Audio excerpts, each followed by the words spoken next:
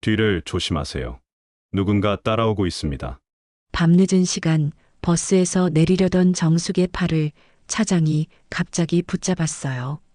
차장의 작은 속삭임에 정숙의 얼굴이 하얗게 질려갔습니다. 네, 뭐라고 하셨어요? 떨리는 목소리로 되묻는 정숙. 60년을 살아오며 처음 느껴보는 공포가 그녀의 온몸을 얼어붙게 만들었어요. 누가 왜 그녀를 따라다니는 걸까요? 이 순간 정숙은 몰랐습니다. 자신의 과거에 묻혀있던 거대한 비밀이 30년 만에 다시 찾아왔다는 것을. 하지만 바로 어제까지만 해도 이정숙에게는 그저 평범한 일상이었습니다. 남편 박태준과 사별한 지 5년째 서울 변두리 아파트에서 혼자 살아가는 60세 여인. 매일 아침 6시에 눈을 뜨고 전통시장에서 장을 보고 동네 도서관에서 책을 읽으며 하루를 보내는 그런 그녀에게 무슨 일이 일어나고 있는 걸까요? 그 답을 찾기 위해 우리는 어제 아침으로 돌아가 봅니다. 서울 변두리 아파트 단지 새벽 5시 50분. 이정숙의 눈이 저절로 떠졌습니다. 알람 시계는 아직 울리지도 않았는데 말이죠. 60년을 살아오며 몸에 밴 습관이었어요. 침대 옆자리를 힐끗 보니 남편 박태준이 누워있던 그 자리는 여전히 차갑기만 했습니다. 아, 또 이렇게 일찍 깼네. 정숙은 작은 한숨을 내쉬며 몸을 일으켰어요. 관절 여기저기가 뻐근했지만 이제는 익숙한 아픔이었습니다. 슬리퍼를 신고 부엌으로 향하는 발걸음이 조심스러웠어요. 아래층에 사는 젊은 부부에게 미안해서였죠. 부엌 창문을 열자 차가운 공기가 얼굴을 스쳤습니다. 아직 어둠이 깔린 아파트 단지 사이로 여기저기 불이 켜지기 시작했어요. 누군가는 출근 준비를 하고 또 누군가는 새벽 운동을 나서는 모습이 보였습니다. 세상은 분주히 돌아가는데 정숙만 혼자 멈춰 있는 것 같았어요. 보리차를 끓이며 정숙은 냉장고 문을 열어봤습니다. 텅 비다시피 한 냉장고 안에는 김치통 하나, 시든 상추 몇 장, 그리고 계란 2개가 전부였어요. 어제 계란 하나를 먹었으니 이제 2개 남은 셈이죠. 이런, 장 봐야겠네. 정숙은 작은 수첩을 꺼내 오늘 살 것들을 적기 시작했어요. 쌀, 계란, 시금치, 두부. 하나씩 적어가며 머릿속으로 계산해 봤습니다. 이번 달 생활비가 얼마나 남았는지 말이에요. 거울 앞에 선 정숙은 깜짝 놀랐어요. 언제 이렇게 많이 늙었나 싶었거든요. 뺨이 홀쭉 들어가서 광대뼈가 튀어나왔고 목주름도 깊어졌습니다. 예전에 태준이 우리 정숙이가 제일 예뻐라고 말하던 그 얼굴은 온데간데 없었어요. 에이, 이제 나이가 나이인데 뭘. 정숙은 쓸쓸하게 웃으며 세수를 했습니다. 찬물에 얼굴을 적시니 잠이 완전히 깨는 것 같았어요. 아침 8시 정숙은 평소보다 두꺼운 외투를 입고 집을 나섰습니다. 일기예보에서 쌀쌀하다고 했거든요. 엘리베이터 앞에서 기다리는데 12층에 사는 박할머니와 마주쳤어요. 어머, 정숙 씨. 일찍 나오시네요. 안녕하세요, 할머니. 시장에 일찍 가야 싱싱한 걸 살 수 있어서요. 그러게요. 요즘은 좀 어떠세요? 혼자 사시느라 힘들죠? 할머니의 걱정 어린 눈빛에 정숙은 괜찮다며 억지 웃음을 지었어요. 사실 힘들다고 말하고 싶었지만 그러면 더 걱정을 끼칠 것 같았거든요. 엘리베이터 안에서 정숙은 거울에 비친 자신을 다시 봤어요. 5년 전 태준이 세상을 떠났을 때보다 훨씬 초췌해진 모습이었습니다. 검은색 바지에 회색 가디건, 몇 년째 똑같은 옷차림이었어요.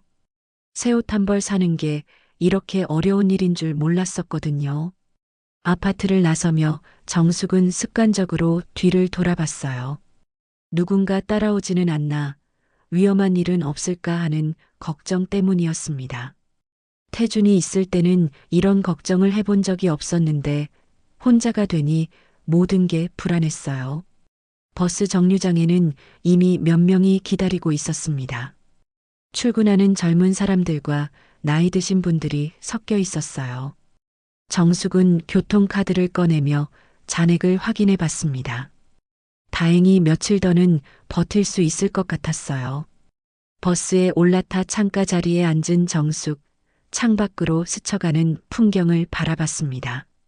아침 출근길에 바쁜 사람들, 학교 가는 아이들, 문을 여는 상점들, 모든 게 활기차 보였어요. 하지만 정숙은 그 활기 속에 끼지 못하는 것 같았습니다. 버스 안에서 스마트폰을 보는 사람들을 보며 정숙은 자신도 하나 있으면 좋겠다고 생각했어요. 딸과 연락하기에도 편할 것 같고 심심할 때 뭔가 할 수도 있을 텐데. 하지만 월 사용료를 생각하면 엄두가 나지 않았습니다. 20분 후 정숙은 전통시장에 도착했어요. 이른 시간이라 그런지 사람들이 많지 않았습니다. 정숙에게는 오히려 좋았어요. 여유롭게 둘러보며 싸고 좋은 걸 고를 수 있었거든요. 첫 번째로 들른 곳은 채소 가게였어요. 김씨 아주머니가 반갑게 맞아줬습니다. 어머, 정숙 씨. 벌써 오셨네요. 오늘 시금치가 정말 싱싱해요. 그래요? 한번 봐주세요. 김씨 아주머니는 가장 싱싱한 시금치 한 단을 골라줬어요. 그리고 작은 목소리로 말했습니다. 정숙 씨, 이거 좀 더 드릴게요. 요즘 너무 야위신 것 같아서. 정숙의 눈시울이 뜨거워졌어요. 이런 작은 배려가 얼마나 고마운지 몰라요. 고맙습니다, 김씨. 덕분에 맛있게 먹을 수 있을 것 같아요. 다음은 생선 가게였습니다. 이씨 아저씨는 정숙을 보자마자 큰 소리로 반겼어요. 정숙 씨, 오늘 고등어 어때요? 방금 들어온 거라 아주 싱싱해요.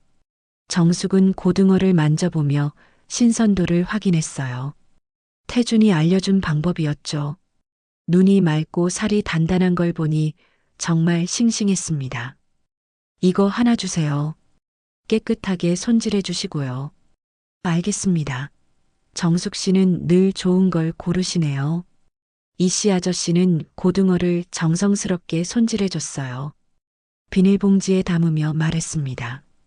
정숙 씨, 이거 조림으로 해 드시면 정말 맛있을 거예요. 간장하고 무 조금 넣고 끓이시면 되고요. 네, 그렇게 해볼게요. 고맙습니다. 마지막으로 들른 곳은 두부가게였어요. 할아버지 한 분이 직접 만드시는 두부가 유명한 곳이었거든요. 할아버지, 두부 한 모 주세요. 그래요, 정숙 씨. 오늘 두부가 특히 부드러워요. 할아버지는 뜨거운 두부를 정성껏 포장해 주셨어요. 김이 모락모락 나는 걸 보니 정말 금방 만드신 것 같았습니다. 장보기를 마친 정숙은 무거운 장바구니를 들고 집으로 향했어요. 예전에는 태준이 함께 와서 무거운 걸 들어줬는데 이제는 혼자 다 해야 했습니다. 하지만 시장 사람들의 따뜻한 마음을 받고 나니 기분이 한결 나아졌어요. 집에 도착해서 산 것들을 정리하며 정숙은 점심 메뉴를 생각해 봤습니다.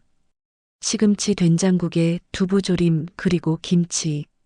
소박하지만 영양가 있는 한 끼가 될 것 같았어요. 점심을 먹고 나서 정숙은 잠시 소파에 앉아 쉬었습니다. 텔레비전을 켜니 드라마가 나오고 있었어요. 젊은 남녀의 로맨스를 다룬 내용이었는데 정숙에게는 먼 얘기 같았습니다. 오후 2시 30분 정숙은 도서관으로 향했어요. 가방에는 어제 빌린 책 한 권과 새로 빌린 책을 고르기 위한 메모지가 들어 있었습니다. 도서관까지 가는 길에 정숙은 동네 풍경을 천천히 구경했어요. 새로 생긴 편의점, 리모델링 중인 은행, 폐업한 구멍가게. 동네도 조금씩 변해가고 있었습니다. 정숙의 생활만 그대로인 것 같았어요. 도서관에 들어서자 조용하고 평화로운 분위기가 정숙을 반겼습니다. 사서 선생님이 반갑게 인사해 주셨어요. 정숙 씨, 안녕하세요. 오늘도 오셨네요. 네, 선생님. 요즘 읽을 책이 부족해서요. 정숙은 소설 코너로 향했어요. 최근에 화제가 된 작품들이 진열되어 있었는데 대부분 젊은 작가들의 작품이었습니다. 정숙은 좀 더 자신의 연배에 맞는 책을 찾아봤어요.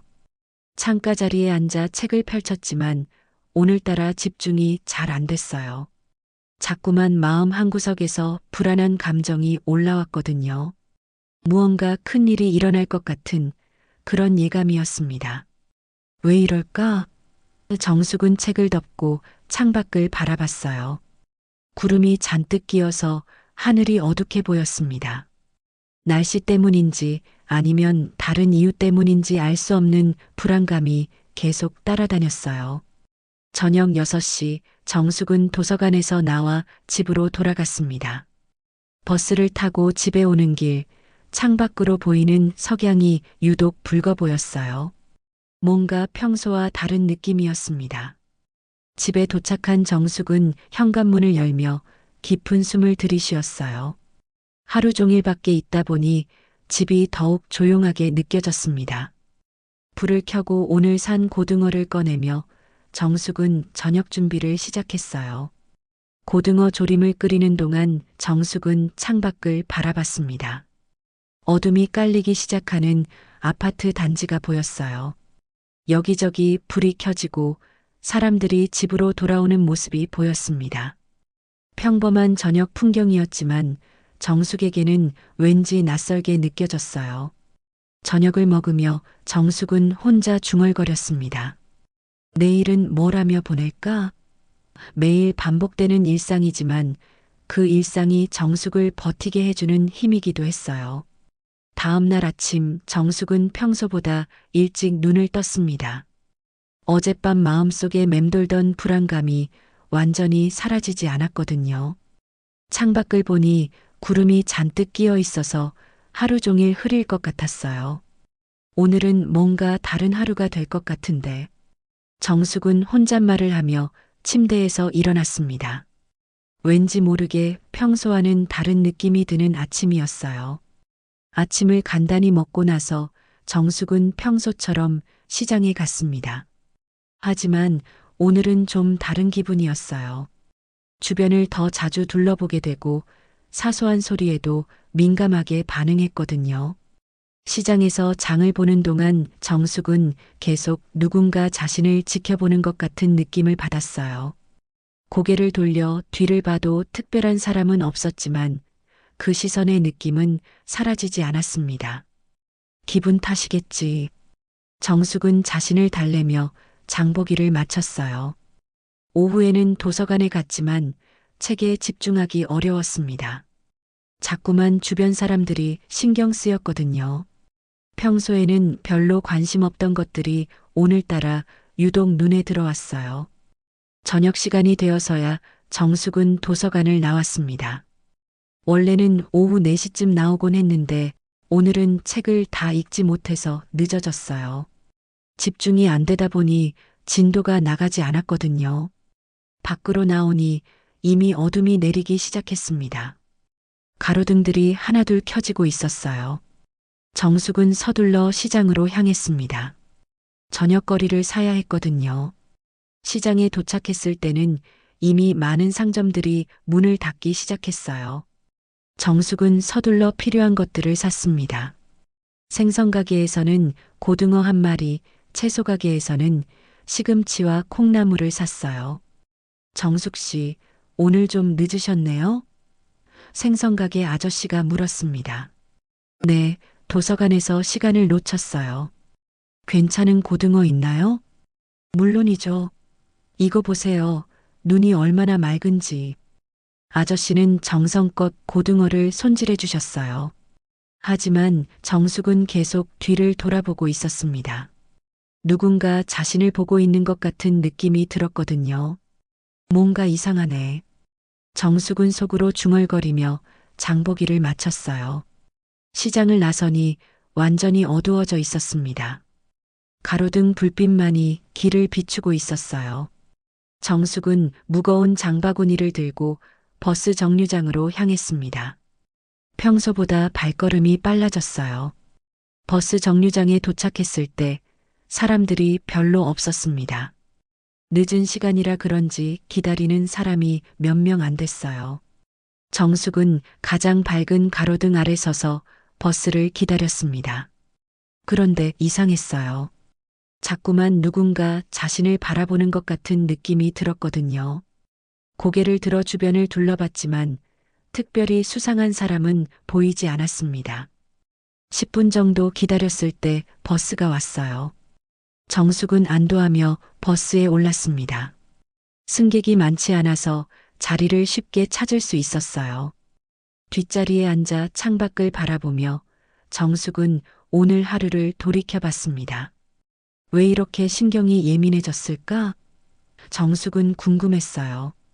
평소와 다를 게 없는 하루였는데 계속 불안한 기분이 들었거든요.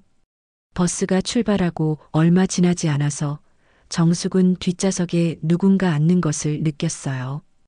별로 신경 쓰지 않으려 했지만 왠지 그 사람의 시선이 자신에게 향하고 있는 것 같았습니다.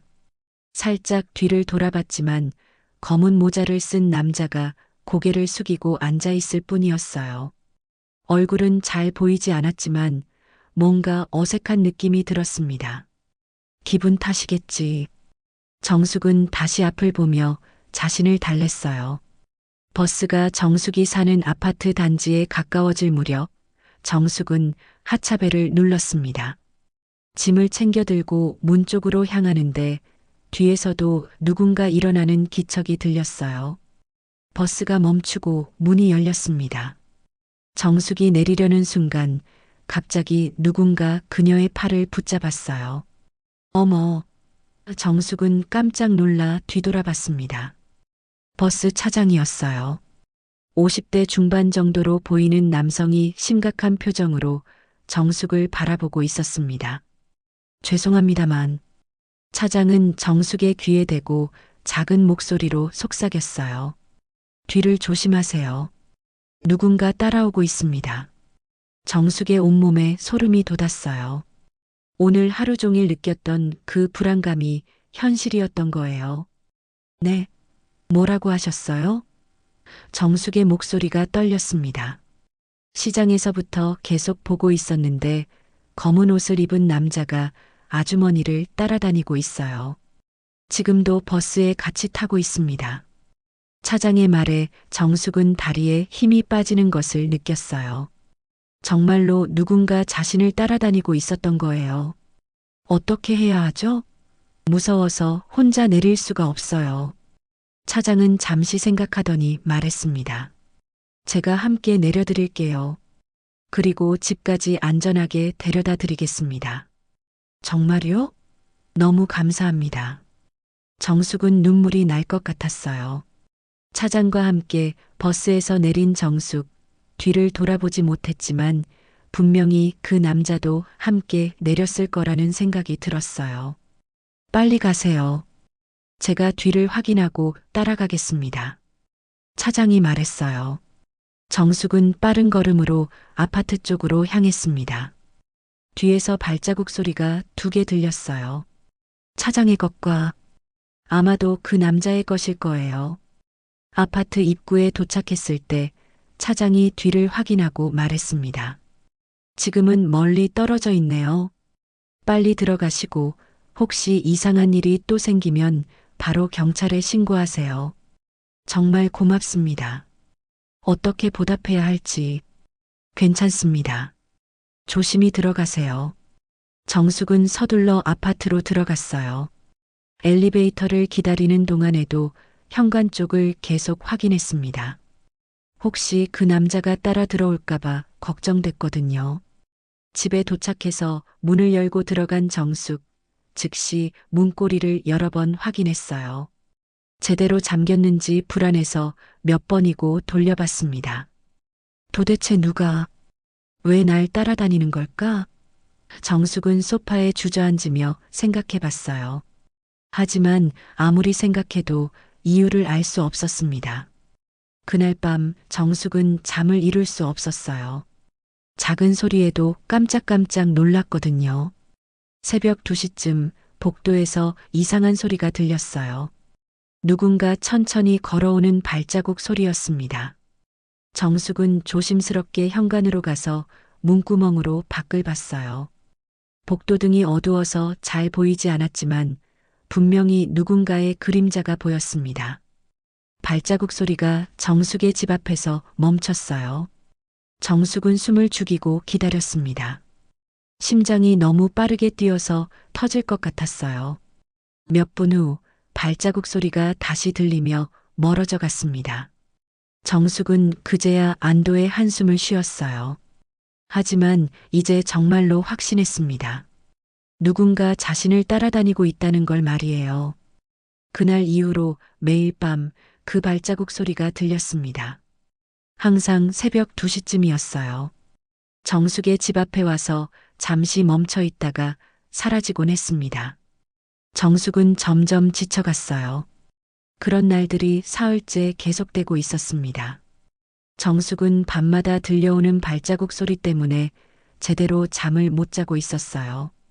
낮에도 피곤하고 신경이 예민해져서 작은 소리에도 깜짝깜짝 놀라곤 했습니다. 네 번째 날 아침 정숙은 평소보다 늦게 일어났어요. 어젯밤에도 새벽 2시쯤 그 발자국 소리가 들려서 한참 동안 잠을 이루지 못했거든요. 거울을 보니 눈 밑에 다크서클이 짙게 자리 잡고 있었습니다. 이러면 안 되는데. 정숙은 한숨을 쉬며 세수를 했어요. 하지만 어떻게 해야 할지 막막했습니다. 경찰에 신고하자니 별다른 피해를 당한 것도 아니었고 그냥 발자국 소리만 들린다고 하면 믿어줄까 싶었거든요. 아침을 대충 먹고 나서 정숙은 우편함을 확인하러 1층으로 내려갔어요. 며칠째 집에서만 있다 보니 우편물도 쌓여 있을 것 같았거든요.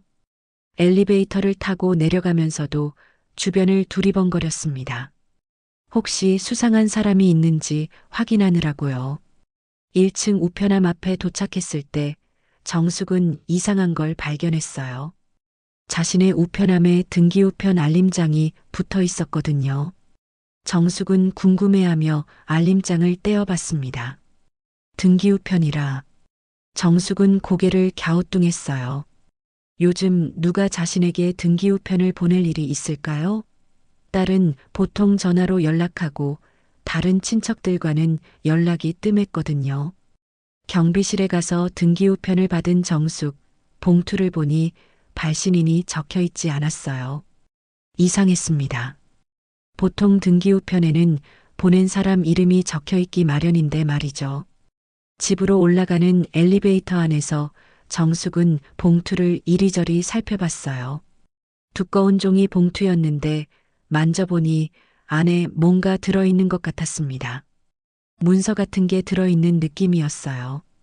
집에 도착해서 정숙은 소파에 앉아 봉투를 열어봤습니다. 손이 조금 떨렸어요. 요즘 이상한 일들이 계속 생기다 보니 무엇이든 조심스러워졌거든요.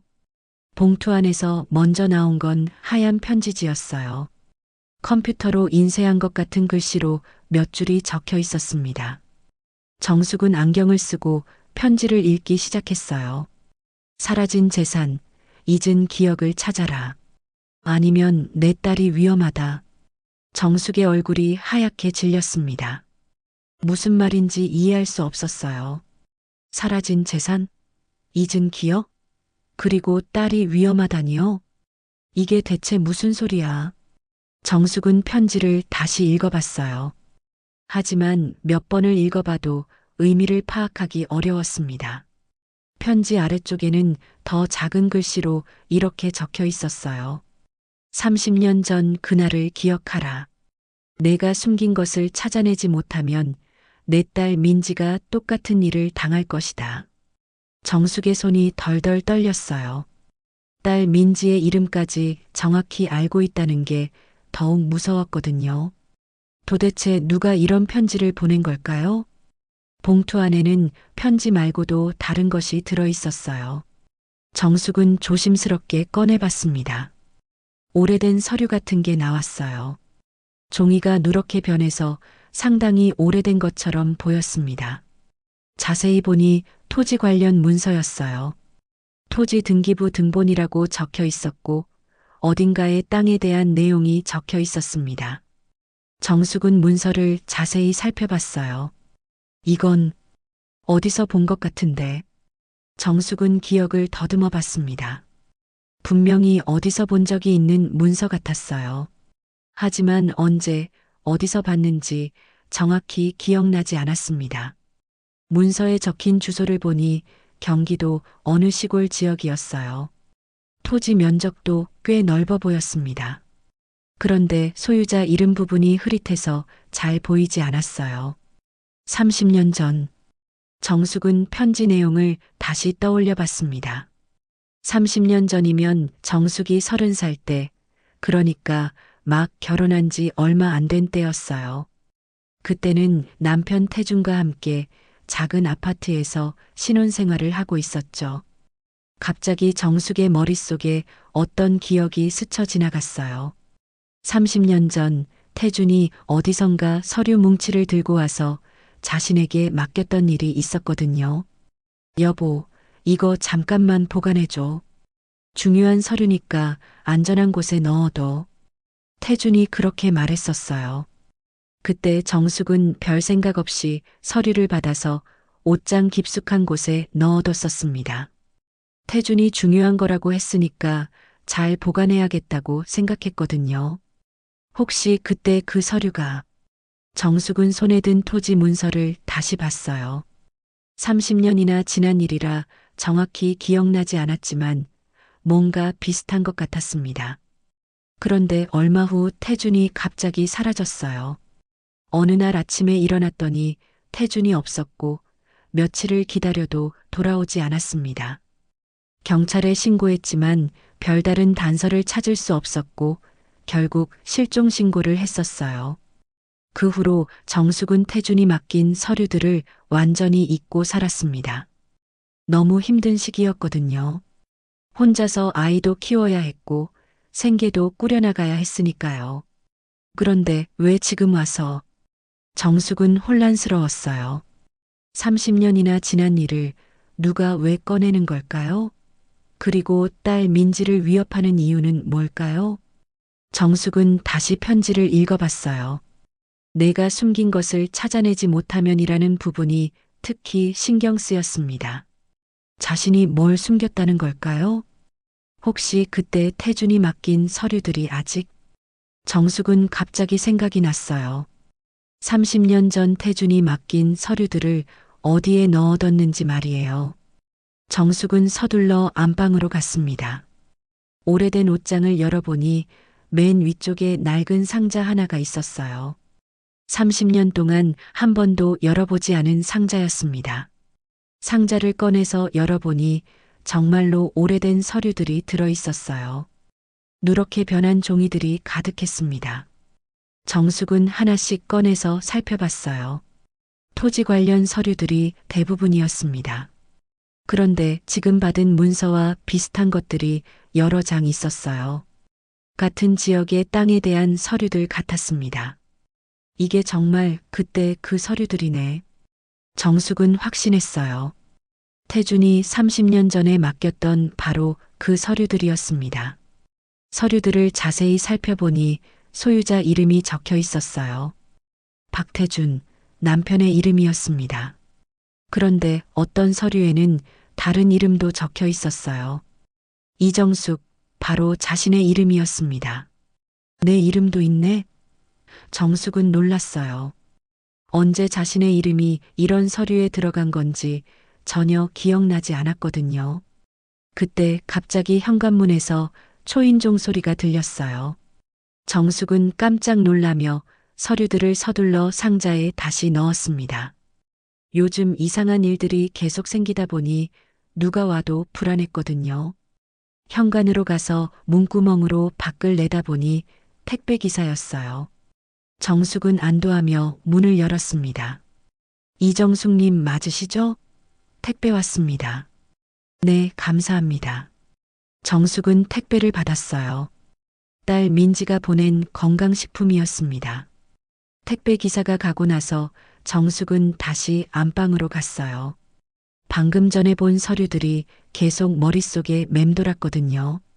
도대체 이게 뭐가 그렇게 중요한 걸까? 정숙은 궁금했어요. 30년 전 태준이 왜 이런 서류들을 자신에게 맡겼을까요? 그리고 지금 누가 이것들을 찾고 있는 걸까요? 편지에서 딸이 위험하다고 했던 말이 계속 신경 쓰였어요. 민지에게 무슨 일이 생기는 건 절대 안 되거든요. 정숙에게 딸은 세상에서 가장 소중한 존재였으니까요. 민지한테 연락해봐야겠어. 정숙은 전화기를 들었습니다. 하지만 뭐라고 말해야 할지 막막했어요. 이런 이상한 편지를 받았다고 말하면 딸이 걱정할 것 같았거든요.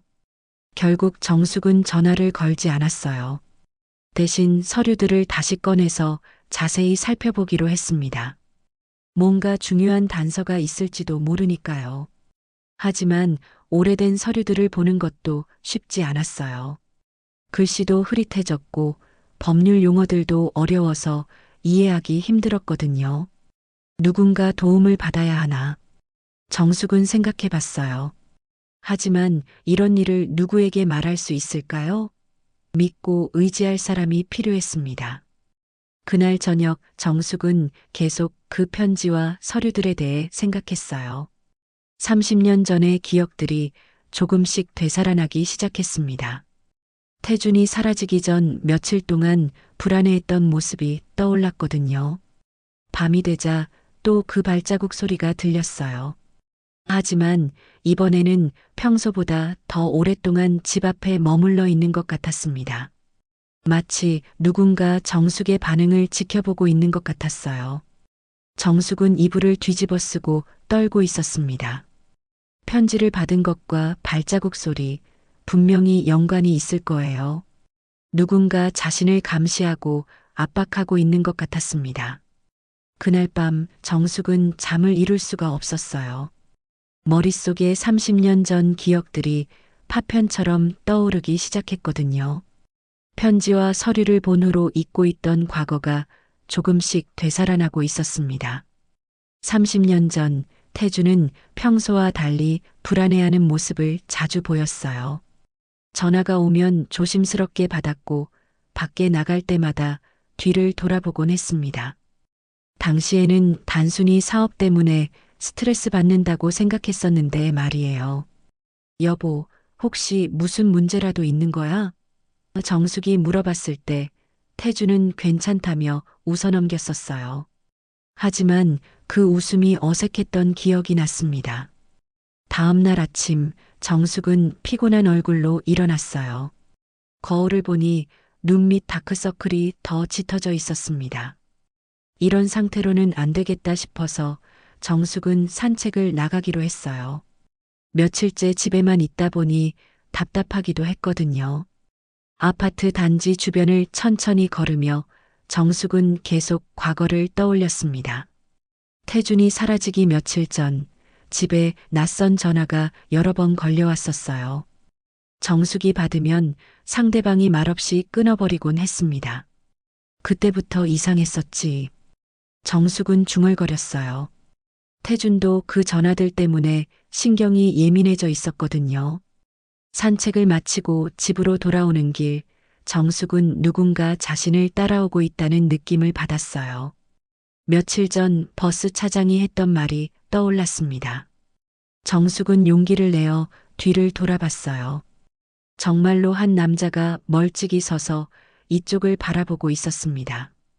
거리가 멀어서 얼굴은 잘 보이지 않았지만 검은 옷을 입고 있었어요. 정숙은 심장이 쿵쾅거리는 것을 느꼈습니다. 서둘러 아파트로 들어간 정숙은 엘리베이터 안에서 진정하려 했어요. 하지만 손이 계속 떨렸습니다. 정말로 누군가 자신을 감시하고 있다는 확신이 들었거든요.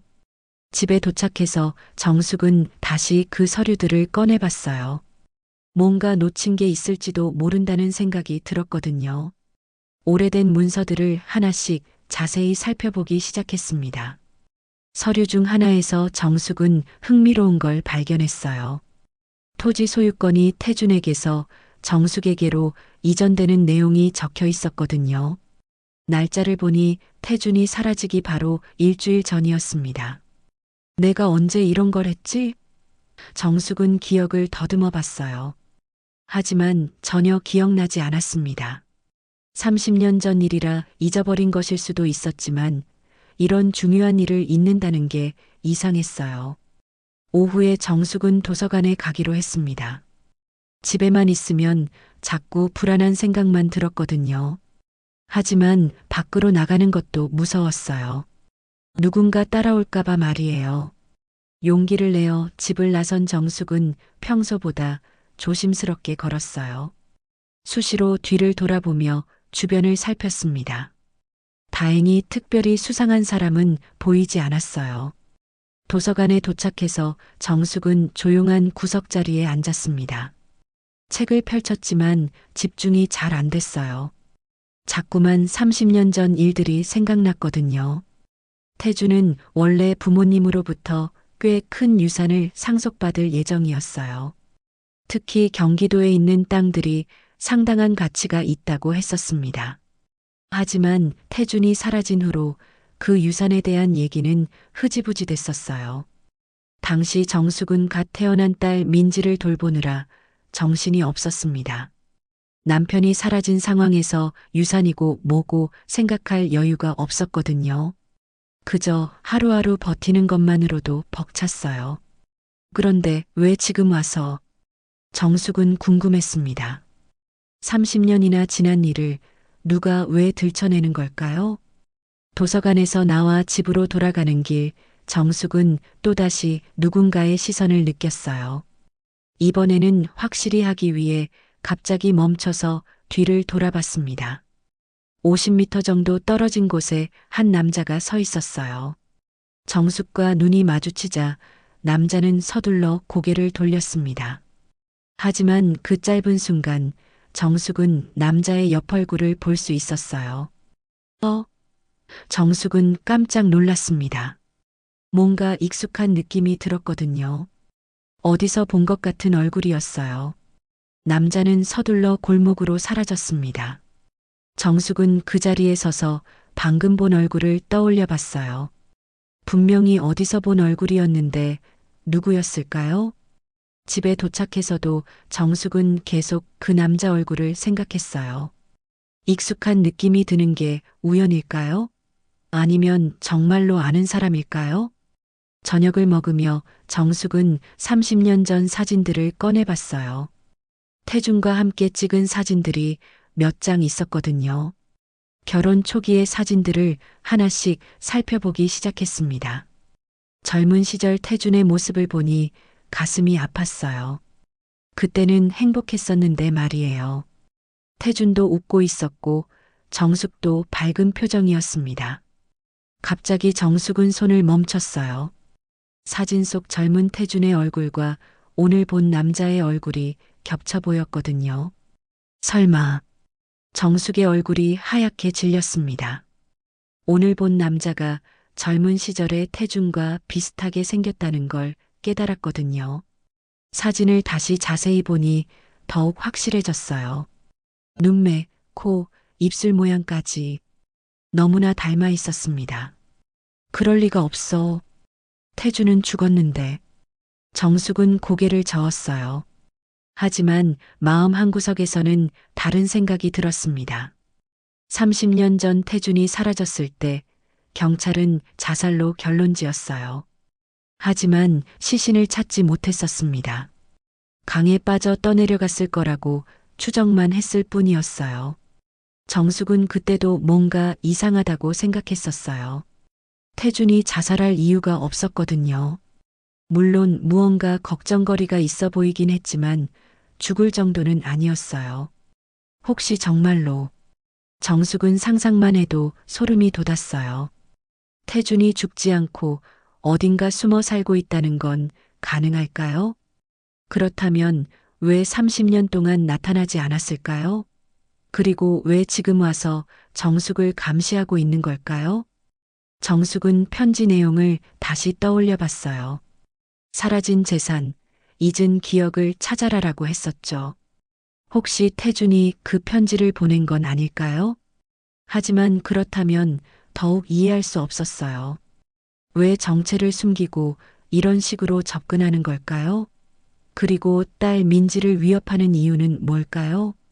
밤이 되자 정숙은 더욱 불안해졌어요. 혹시 오늘 밤에도 그 발자국 소리가 들릴까요? 그리고 만약 정말로 태준이라면 새벽 2시 예상대로 복도에서 발자국 소리가 들렸습니다. 이번에는 평소보다 더 오랫동안 집 앞에 머물러 있었어요. 마치 정숙이 나오기를 기다리는 것 같았습니다. 정숙은 용기를 내어 현관으로 갔어요. 문구멍으로 밖을 내다보니 정말로 누군가 서 있었습니다. 어둠 속에서도 실루엣이 보였어요. 태준아, 너야? 정숙은 작은 목소리로 중얼거렸습니다. 하지만 문을 열 용기는 나지 않았어요. 만약 정말 태준이라면 왜 이런 식으로 나타나는 걸까요? 발자국 소리가 멀어져 갔지만 정숙의 마음은 더욱 혼란스러워졌어요. 30년 전 죽은 줄 알았던 남편이 살아서 자신을 감시하고 있다는 생각이 현실처럼 느껴지기 시작했거든요. 그 다음 날 하늘에는 먹구름이 가득 끼어 있었어요. 일기예보에서도 밤에 비가 많이 온다고 했었습니다.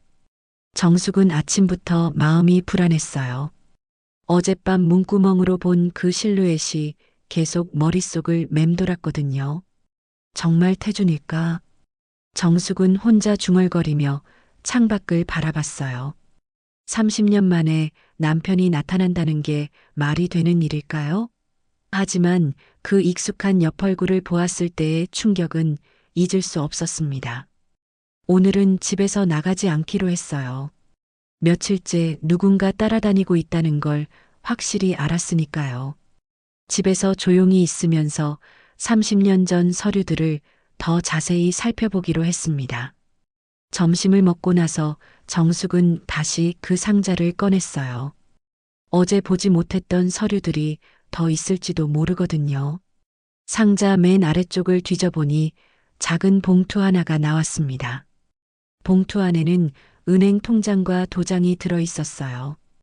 통장을 열어보니 정숙의 이름으로 되어 있었는데 30년 전에 개설된 것이었습니다.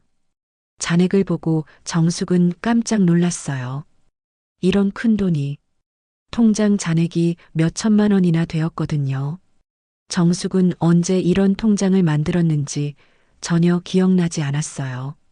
30년 전 일이라지만 이런 큰 돈을 잊는다는 게 이상했습니다. 통장 내역을 보니 30년 전 어느 날 큰 돈이 한 번에 입금되어 있었어요. 입금자는 박태준, 남편이었습니다. 태준이 사라지기 바로 사흘 전이었어요. 왜 이런 일을? 정숙은 혼란스러웠습니다. 태준이 왜 자신 몰래 이런 통장을 만들고 큰 돈을 넣어둔 걸까요? 그리고 왜 자신에게 말하지 않았을까요? 오후 내내 정숙은 그 서류들을 계속 살펴봤어요. 토지 문서들, 은행 통장, 그리고 몇 장의 편지. 모든 게 30년 전 태준이 사라지기 직전에 만들어진 것들이었습니다. 편지 중 하나를 읽어보니 태준이 정숙에게 쓴 것 같았어요. 하지만 글씨가 흐릿해서 읽기 어려웠습니다. 겨우 몇 단어만 알아볼 수 있었어요. 미안하다, 보호하기 위해, 언젠가는. 이런 단어들이 보였습니다. 저녁이 되자 밖에 비가 내리기 시작했어요. 처음에는 가벼운 빗방울이었는데 점점 세져서 억수같이 쏟아지기 시작했습니다. 바람도 심하게 불어서 창문이 덜컹거렸어요. 정숙은 뉴스를 보며 저녁을 먹었습니다. 태풍이 다가오고 있다고 했어요.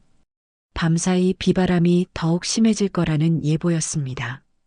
이런 날씨에는 아무도 밖에 나다니지 않겠지. 정숙은 생각했어요. 며칠째 자신을 따라다니던 그 남자도 오늘 밤은 오지 않을 것 같았습니다.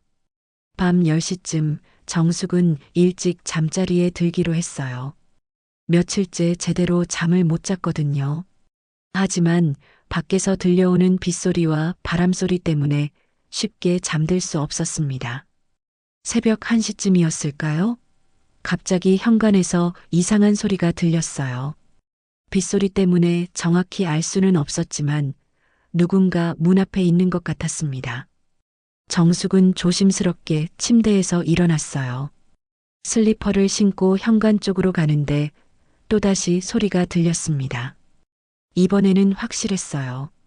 누군가 문을 두드리는 소리였습니다. 누구세요? 정숙은 떨리는 목소리로 물어봤어요. 하지만 대답이 없었습니다. 다시 문을 두드리는 소리만 들렸어요. 이번에는 더 강하게 두드렸습니다. 정숙은 문구멍으로 밖을 내다봤어요. 복도등이 깜빡거려서 잘 보이지 않았지만 분명히 누군가 서 있었습니다. 비에 흠뻑 젖은 사람이 문 앞에 서 있었어요. 누구십니까? 이 시간에 왜? 정숙은 다시 물어봤어요. 그때 밖에서 목소리가 들렸습니다.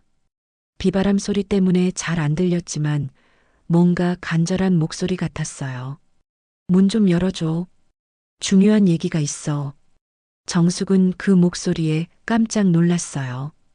어디서 들어본 목소리 같았거든요. 하지만 30년이라는 세월이 흘렀기 때문에 확실하지 않았습니다. 저는 아무도 모르는데요. 경찰 부를 거예요. 정수가 제발. 나야. 이번에는 확실히 들렸어요. 그 목소리는 30년 전 정숙을 부르던 바로 그 목소리였습니다. 정숙의 온몸이 얼어붙었어요. 다리에 힘이 풀려서 문에 기대섰습니다. 설마, 정말 설마. 태준아? 정숙은 작은 목소리로 물어봤어요. 정수가 나야. 태준이야. 문 좀 열어줘. 정숙은 믿을 수 없었어요. 30년 전 죽은 줄 알았던 남편의 목소리가 문 밖에서 들려온다니요. 꿈인가 싶어 자신의 뺨을 꼬집어 봤지만 아픔이 느껴졌습니다.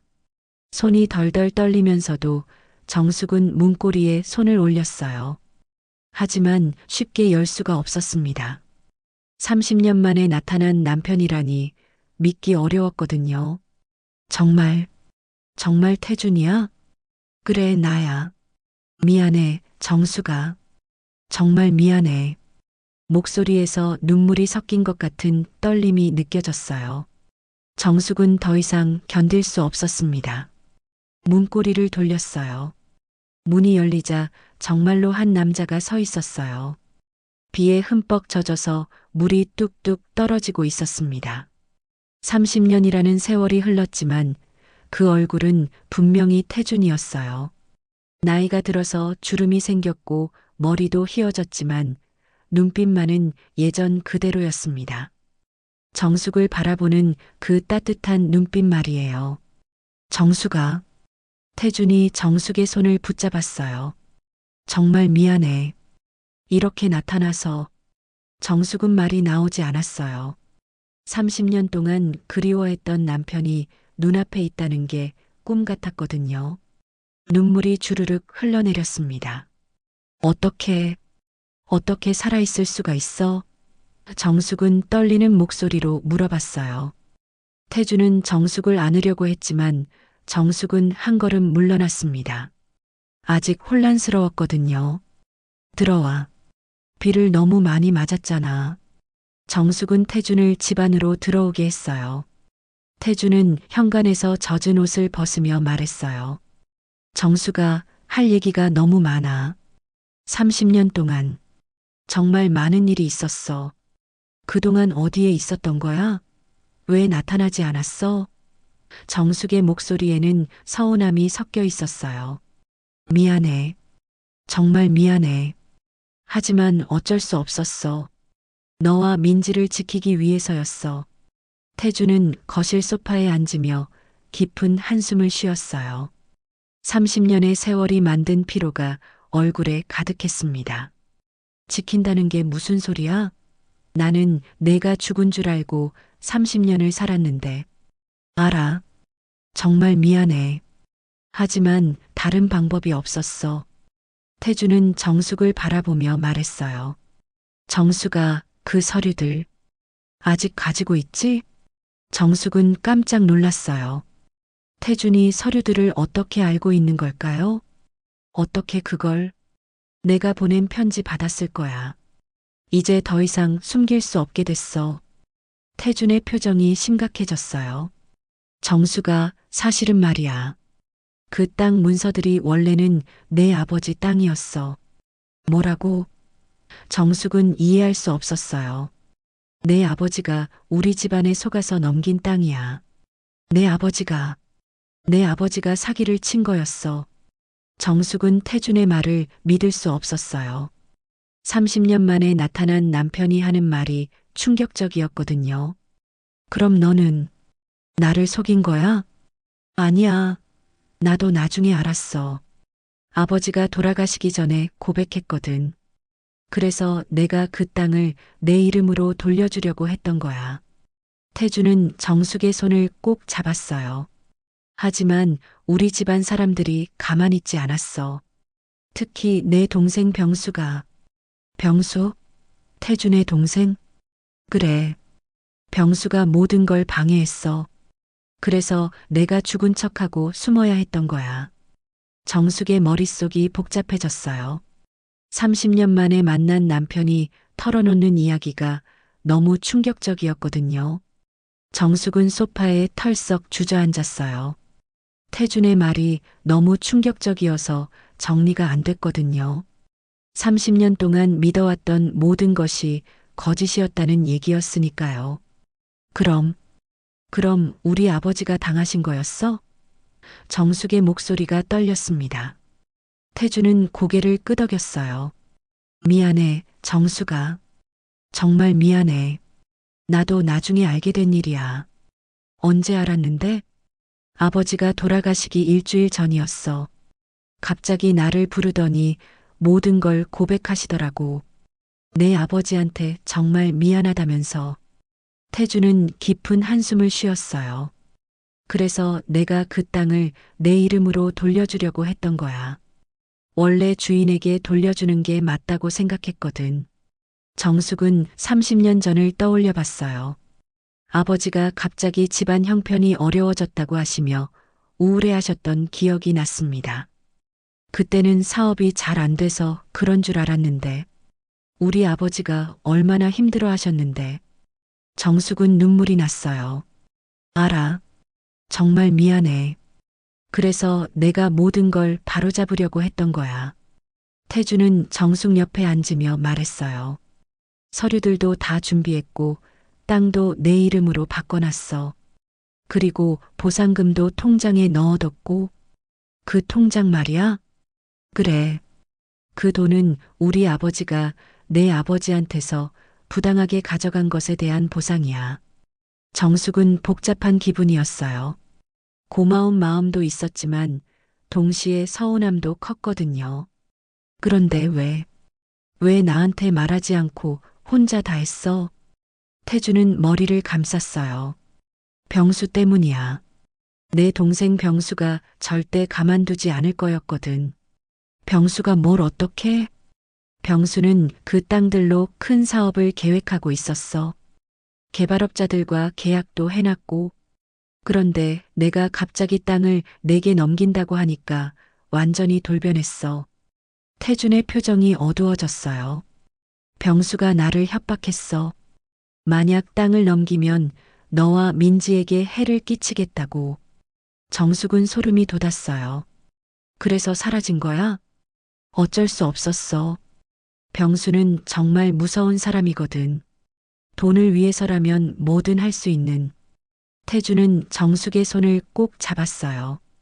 그래서 내가 죽은 척하고 숨어버린 거야. 그러면 병수도 포기할 줄 알았거든. 30년 동안 어디에 있었던 거야? 처음에는 지방에 숨어 있었어. 가짜 신분증을 만들어서 공사 현장에서 일했고, 나중에는 외국에도 갔다 왔어. 정숙은 믿기 어려웠어요. 남편이 30년 동안 그렇게 숨어서 살았다니. 그동안 나하고 민희는 어떻게 살았는지 알아? 알아. 정말 미안해. 멀리서 지켜보고 있었어. 지켜보고 있었다고? 정숙은 놀랐어요. 가끔씩 와서 너희들 모습을 확인했어. 민지가 학교 다니는 것도 보고, 대학 가는 것도 봤고, 태준의 눈에 눈물이 고였어요. 민지가 결혼할 때도 멀리서 지켜봤어. 얼마나 예쁘던지. 정숙은 분노가 치밀어 올랐어요. 그럼 나타날 수도 있었던 거 아니야. 왜 30년 동안 혼자 고생하게 내버려뒀어? 병수가 계속 감시하고 있었어. 내가 나타나면 바로 알 수 있도록 사람들을 풀어놨거든. 태주는 정숙을 바라보며 말했어요. 그런데 최근에 상황이 바뀌었어. 뭐가 바뀌었는데? 병수가 죽을 병에 걸렸어. 얼마 못 산다고 하더라고. 정숙은 태준의 말을 들으며 혼란스러웠어요. 너무 많은 일이 한꺼번에 밝혀지고 있었거든요. 그런데 최근에 이상한 편지를 받았어. 정숙이 말했어요. 편지? 정숙은 서둘러 그 편지를 가져왔어요. 태주는 편지를 읽어보더니 표정이 일그러졌습니다. 이건 내가 보낸 게 아니야. 뭐라고? 이 편지. 병수가 보낸 거야. 정숙은 깜짝 놀랐어요. 병수가? 왜? 태주는 편지를 다시 살펴보며 말했어요. 병수가 그 서류들의 위치를 알아낸 것 같아. 그래서 너를 협박하고 있는 거야. 협박? 그래. 병수는 죽기 전에 그 땅들을 되찾으려고 해. 자식들에게 물려주기 위해서. 정숙은 무서워졌어요.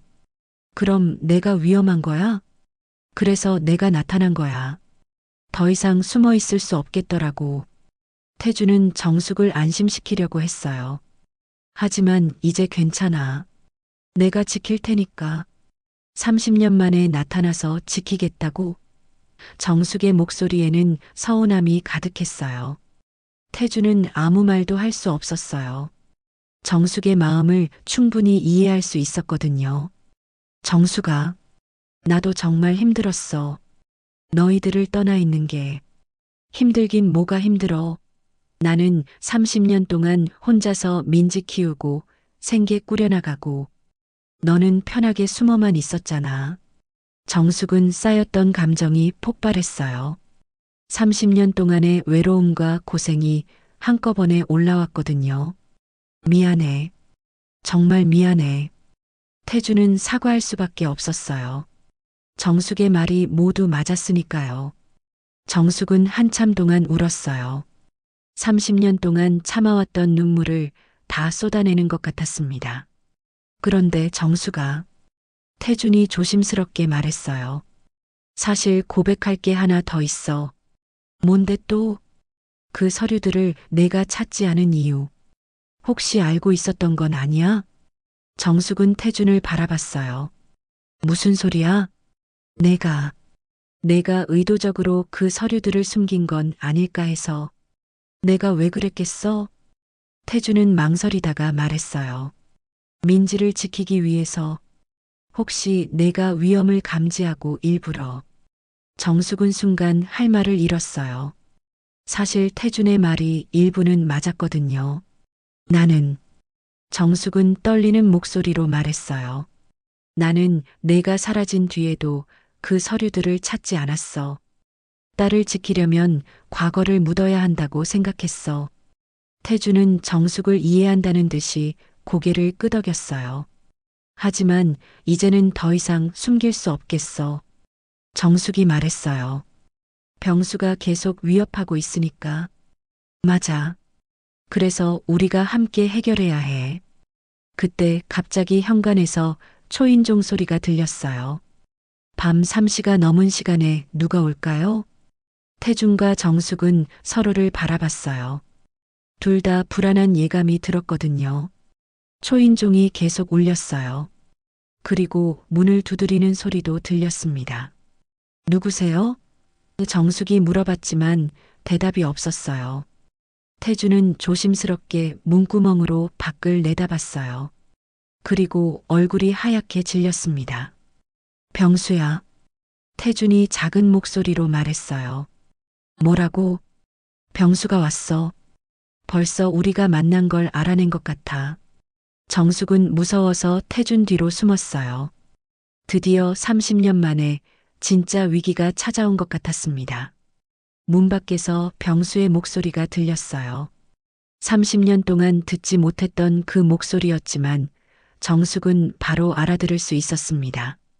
형님, 형님, 거기 있는 거 알고 있어요. 문 좀 열어주세요.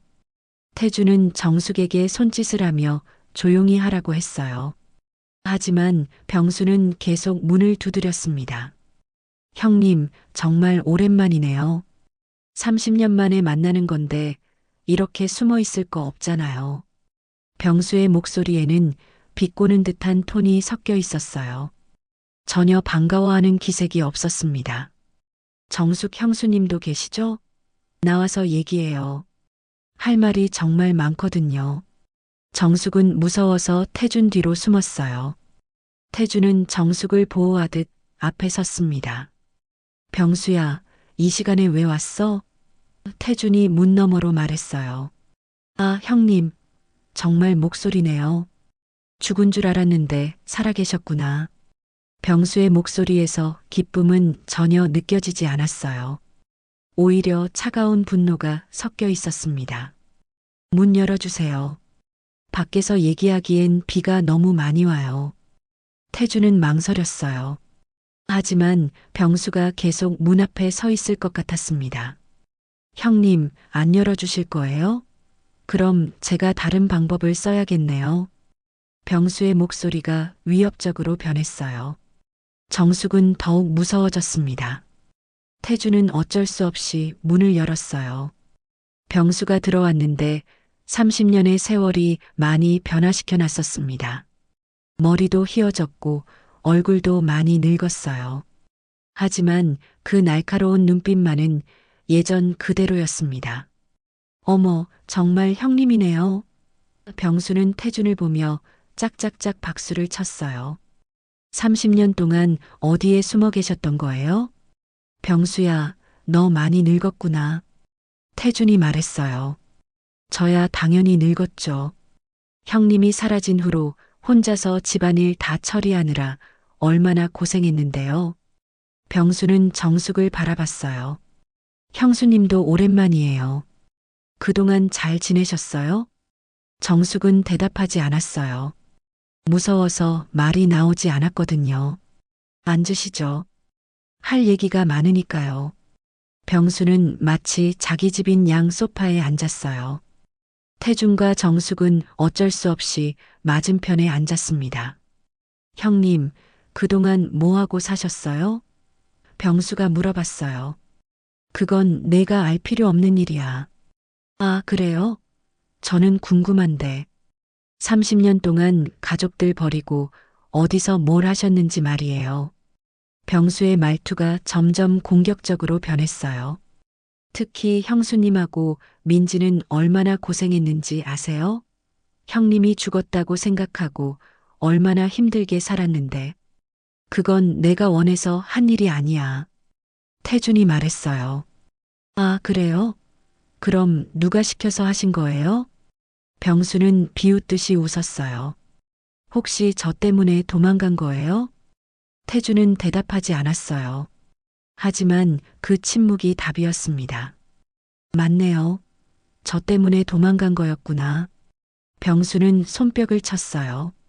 그런데 형님, 이제 와서 왜 나타나신 거예요? 너 때문이야. 정숙이한테 이상한 편지 보내고 협박하고. 아, 그 편지 받으셨구나. 병수는 정숙을 바라봤어요. 어떠셨어요, 형수님? 무서우셨죠? 정숙은 여전히 말이 나오지 않았어요. 형수님, 왜 대답을 안 하세요? 혹시 제가 무서우세요? 병수는 일어나서 정숙에게 다가갔어요. 태준이 병수를 막으려고 했지만 병수는 태준을 밀쳐냈습니다. 형수님, 저한테 할 말 없으세요? 30년 전 그 서류들 어디에 숨겨뒀는지. 그건 내가 처리할 일이야. 태준이 말했어요. 아니에요, 형님. 이제는 저한테도 권리가 있어요. 30년 동안 혼자서 집안을 지켜온 사람은 저거든요. 병수는 태준을 노려봤어요. 그런데 형님이 갑자기 나타나서 모든 걸 가져가려고 해요? 그건 말이 안 되죠. 무슨 소리야? 원래 정숙이 아버지 땅이었잖아. 그게 무슨 상관이에요? 이미 30년이 지났는데. 병수는 정숙에게 다시 말했어요. 형수님, 사실 제가 오늘 온 이유가 따로 있어요. 정숙은 불안한 눈으로 병수를 바라봤어요. 민지 말이에요. 형수님 딸 민지 말이에요. 민지가 왜? 정숙이 드디어 입을 열었어요. 민지는 사실. 병수는 음흉한 미소를 지었어요. 제 딸이에요. 정숙과 태주는 동시에 놀랐어요. 무슨 소리인지 이해할 수 없었거든요. 뭐라고? 태준이 벌떡 일어났어요. 맞아요. 민지는 형님 딸이 아니라 제 딸이에요. 병수는 정숙을 바라보며 말했어요. 형수님, 기억 안 나세요? 30년 전 그날 밤. 형님이 출장 간 사이에 우리가. 그런 일 없었어. 정숙이 소리쳤어요. 있었어요. 형수님이 술에 취해서 잊은 것뿐이에요. 병수의 말에 정숙은 혼란스러워졌어요. 30년 전 기억이 모호했거든요. 거짓말하지 마. 태준이 병수를 붙잡으려 했어요. 그때 갑자기 현관에서 소리가 들렸어요. 누군가 문을 두드리고 있었습니다. 누구지? 태준이 궁금해했어요. 문을 열어보니 며칠 전에 만났던 버스 차장이 서 있었어요. 정숙은 깜짝 놀랐습니다. 아저씨, 어떻게 여기를? 아주머니, 괜찮으세요? 밖에서 큰 소리가 들려서 차장은 집안 상황을 보고 심상치 않음을 느꼈어요. 들어오세요. 정숙이 말했어요. 혼자서는 도저히 이 상황을 감당할 수 없을 것 같았거든요. 차장이 들어오자 병수는 불쾌한 표정을 지었어요. 누구세요, 이분은? 저는 정숙 씨를 도와주고 있는 사람입니다. 차장이 당당하게 말했어요. 차장은 가방에서 봉투 하나를 꺼냈어요. 병수 씨, 이거 보세요. 뭔데요? DNA 검사 결과입니다. 병수의 얼굴이 굳어졌어요. 민지 씨의 DNA와 태준 씨, 그리고 병수 씨의 DNA를 비교한 결과예요. 차장은 검사 결과지를 보여줬어요. 민지 씨는 분명히 태준 씨의 딸입니다. 병수 씨와는 전혀 관계가 없어요. 병수는 당황했어요. 그게 무슨 거짓말로 정숙 씨를 괴롭힌 거네요. 차장이 말했어요. 어떻게 우리 DNA를? 병수가 물어봤어요. 병수 씨가 며칠 전에 마신 커피잔에서 채취했습니다. 태준 씨 것은 오늘 협조받았고요. 차장은 병수를 바라보며 말했어요. 병수 씨 30년 동안 거짓말로 가족들을 괴롭힌 것도 모자라서 이번에는 무고한 사람까지 협박했네요. 나는 그냥. 병수는 변명할 말을 찾지 못했어요. 이미 경찰에 신고했습니다. 차장이 말했어요. 곧 올 거예요. 정말로 경찰 사이렌 소리가 멀리서 들려왔어요. 병수는 도망치려 했지만 차장이 막아섰습니다. 병수는 이미 많이 늙고 아픈 몸이라 저항할 힘도 없었어요. 경찰이 도착해서 병수를 체포했어요. 30년 동안의 모든 거짓말과 협박이 드디어 끝난 순간이었습니다. 정숙은 태준을 바라봤어요. 복잡한 감정이 뒤섞여 있었지만 이제 모든 진실이 밝혀진 것에 안도감을 느꼈습니다. 이제 정말 끝난 거야? 정숙이 물어봤어요. 그래, 이제 끝났어. 태준이 대답했어요. 차장은 미소를 지으며 말했어요. 이제 평화롭게 사실 수 있을 거예요. 30년 만에 찾아온 진실의 순간이었습니다. 모든 것이 제자리를 찾아가고 있었어요. 병수가 경찰에 끌려간 후 집안에는 고요함이 찾아왔습니다. 30년 동안 이어져 온 거짓과 협박이 드디어 끝났거든요. 정숙은 소파에 앉아 아직도 꿈 같은 현실을 받아들이려 했어요. 정말 다 끝난 거야? 정숙이 다시 한번 물어봤습니다. 태주는 고개를 끄덕이며 정숙 옆에 앉았어요. 이제 병수도 더 이상 우리를 괴롭힐 수 없어. 모든 증거가 다 나왔으니까. 차장은 정리하며 말했어요. 앞으로는 법적으로도 문제없이 땅 소유권을 행사하실 수 있을 거예요. 원래 정숙 씨 아버님의 땅이었으니까요. 정숙은 감사한 마음으로 차장을 바라봤어요. 정말 고맙습니다.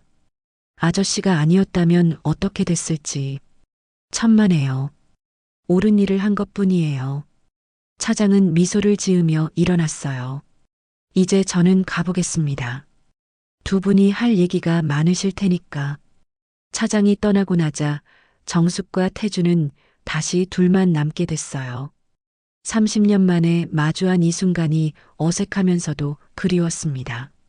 정숙아, 태준이 조심스럽게 말을 꺼냈어요. 내가 정말 미안해. 30년 동안 너를 혼자 두고. 정숙은 한참 동안 태준을 바라봤어요. 분노와 그리움, 서운함과 안도감이 복잡하게 섞여 있었습니다. 태준아, 나도 이해해. 어쩔 수 없었던 상황이었다는 걸. 하지만 정숙의 목소리가 떨렸어요. 30년은 너무 긴 시간이었어. 나는 이미 다른 사람이 됐어. 너 없이 살아가는 법을 배웠고 혼자서도 충분히 살 수 있게 됐어. 태주는 정숙의 말을 묵묵히 들었어요. 그녀의 마음을 충분히 이해할 수 있었거든요. 그래서 미안해. 내가 너무 늦게 돌아왔어. 아니야. 내가 돌아온 것만으로도 고마워. 이제라도 진실을 알게 됐으니까. 정숙은 태준의 손을 잡았어요. 하지만 태준아, 우리가 다시 예전처럼 살 수는 없을 것 같아. 너무 많은 것이 바뀌었어. 태준은 슬픈 미소를 지었어요. 알고 있어. 나도 그래야 한다고 생각해. 그럼 나는 이제 마음 놓고 떠날 수 있을 것 같아. 너와 민지가 안전하다는 걸 확인했으니까. 정숙은 태준의 말에 놀랐어요. 또 떠날 거야? 30년 동안 숨어서 산 삶이 익숙해졌어. 그리고 너는 이제 나 없이도 잘 살 수 있잖아. 태준은 정숙을 안심시키듯 말했어요. 하지만 이번에는 완전히 사라지지 않을게. 가끔씩 소식 정도는 전할 수 있도록. 정숙은 복잡한 심정이었어요. 태준을 붙잡고 싶은 마음도 있었지만 동시에 그의 선택을 이해할 수도 있었거든요. 민지한테는 뭐라고 말할까? 진실을 말해줘. 이제 숨길 이유도 없고 민지도 알 권리가 있어. 다음 날 아침 태준은 정숙에게 작별 인사를 했어요. 30년 만에 만나서 하루 만에 다시 헤어지는 상황이었지만 이번에는 서로 이해하고 있었습니다. 잘 가, 태준아. 건강하게 살아. 너도 행복하게 살아, 정숙아. 정말 고마웠어. 태준이 떠난 후 정숙은 딸 민지에게 전화를 걸었어요. 모든 것을 털어놓을 때가 왔다고 생각했거든요. 민지야, 엄마가 할 얘기가 있어. 집에 올 수 있을까? 다음 날 오후 민지가 집에 왔어요. 30대 중반이 된 딸의 모습을 보니 정숙은 뿌듯하면서도 미안했습니다. 엄마, 무슨 일이세요? 목소리가 좀 이상하던데. 정숙은 민지를 소파에 앉히고 천천히 모든 이야기를 들려줬어요. 아버지가 사실은 살아있었다는 것, 30년 동안 숨어 지낸 이유, 그리고 할아버지의 땅에 얽힌 진실까지. 민지는 처음에는 믿을 수 없다는 표정이었어요. 하지만 엄마가 보여준 서류들과 차분한 설명을 듣고 나서 점차 이해하기 시작했습니다. 그럼 아빠가 정말 살아계시는 거예요? 응. 어제까지 여기 있었어. 하지만 다시 떠났어. 왜요? 이제 안전한데. 정숙은 민지의 손을 잡았어요. 민지야, 엄마가 미안해. 너를 지킨다는 명목으로 진실을 숨겼어. 내가 위험해질까봐 무서웠거든. 민지의 눈에 눈물이 고였어요. 엄마, 얼마나 힘드셨을까요? 30년 동안 혼자서. 이제 됐어. 이제부터가 중요해. 정숙은 딸을 꼭 안았어요. 민지야, 이제부터라도 진짜 가족으로 살자. 서로 비밀 없이 솔직하게. 네, 엄마. 저도 그러고 싶었어요. 모녀가 껴안고 한참을 울었어요. 30년 동안 쌓인 비밀과 오해가 눈물과 함께 씻겨 내려가는 것 같았습니다. 며칠 후 정숙은 용기를 내어 그 땅을 직접 보러 가기로 했어요. 민지도 함께 가겠다고 했습니다. 할아버지의 땅, 그리고 이 모든 일의 시작점을 확인해 보고 싶었거든요. 경기도 외곽의 작은 마을에 있는 그 땅은 생각보다 넓었어요. 지금은 잡초가 우거져 있었지만 정숙은 어린 시절 할아버지와 함께 이곳을 거닐었던 기억이 떠올랐습니다. 엄마, 여기가 증조할아버지 땅이었구나. 그래. 내 증조할아버지가 평생 정성껏 가꾸신 땅이야. 정숙은 땅을 바라보며 결심했어요. 이 땅을 팔아서 어려운 사람들을 도우는 일에 써야겠다고 말이에요. 할아버지도 그것을 원하실 것 같았거든요. 민지야, 이 땅을 팔아서 좋은 일에 쓸까? 좋은 생각이에요, 엄마. 그게 증조할아버지 뜻에도 맞을 것 같아요. 집으로 돌아오는 길, 정숙은 버스 창가에 앉아 지나가는 풍경을 바라봤어요. 30년 동안 두려움으로 가득했던 마음이 이제는 평화롭게 느껴졌습니다. 이제야 내 인생이 다시 시작되는구나. 정숙은 혼잣말을 하며 미소를 지었어요. 60세라는 나이가 늦다고 생각했었는데 이제 보니 새로운 시작을 하기에는 전혀 늦지 않았습니다. 며칠 후 정숙은 동네 복지관에서 자원봉사를 시작했어요. 혼자 사는 어르신들을 도우는 일이었습니다. 자신과 비슷한 처지의 분들을 만나며 서로 위로가 됐어요. 정숙 씨, 요즘 표정이 많이 밝아지셨네요. 복지관 직원이 말했어요. 네, 마음의 짐을 덜었거든요. 정숙은 이제 밤에 잠을 잘 수 있게 됐어요. 발자국 소리에 놀라는 일도 없고 누군가 따라오는지 걱정할 필요도 없었습니다. 어느 날 저녁 정숙은 딸 민지와 함께 외식을 했어요. 30년 만에 처음으로 마음 편히 식사를 즐길 수 있었습니다. 엄마, 정말 행복해 보이세요. 그래, 나도 오랜만에 이렇게 마음이 편해. 정숙은 민지를 바라보며 말했어요. 민지야, 엄마가 이제까지 내게 미안한 마음이 컸어. 아빠 없이 자라게 해서.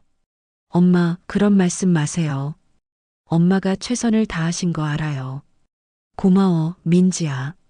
너 같은 딸을 둬서 엄마는 정말 행복해. 집으로 돌아오는 길, 정숙은 아파트 단지를 바라봤어요. 예전에는 무섭고 외로워 보였던 곳이 이제는 따뜻한 집으로 느껴졌습니다. 엘리베이터에서 마주친 이웃 할머니가 말했어요. 정숙 씨, 요즘 정말 밝아 보이세요. 뭔가 좋은 일 있으셨나 봐요? 네, 할머니. 새로운 시작을 하게 됐어요. 정숙은 집에 도착해서 창밖을 바라봤어요. 석양이 아름답게 지고 있었습니다. 30년 동안 어둠 속에 가려져 있던 진실이 밝혀지고 이제 새로운 희망의 빛이 비치기 시작했어요. 이제 정말 새로운 인생이 시작되는구나. 정숙은 환한 미소를 지으며 내일을 기대했습니다. 60세의 나이에 찾은 두 번째 인생. 이번에는 두려움 없이 당당하게 살아갈 수 있을 것 같았어요. 모든 것이 제자리를 찾아가고 있었습니다. 30년 만에 찾은 평화로운 일상이 정숙에게는 그 어떤 선물보다 소중했습니다. 30년이라는 긴 세월 동안 숨겨져 있던 진실이 마침내 밝혀지면서 정숙은 새로운 희망을 찾을 수 있었습니다. 때로는 진실을 마주하는 것이 두렵기도 하지만 용기 있게 현실과 맞서야만 진정한 평화를 얻을 수 있다는 걸 보여주는 이야기였어요. 인생은 몇 살이 되어도 다시 시작할 수 있다는 정숙의 이야기가 여러분에게도 작은 위로가 되었기를 바랍니다. 오늘 이야기가 마음에 드셨다면 좋아요 버튼으로 응원해 주시고 구독 버튼을 눌러 앞으로도 더 많은 감동 이야기들을 함께 만나요. 그리고 댓글로 여러분의 생각도 들려주세요. 다음 이야기에서 또 만나요.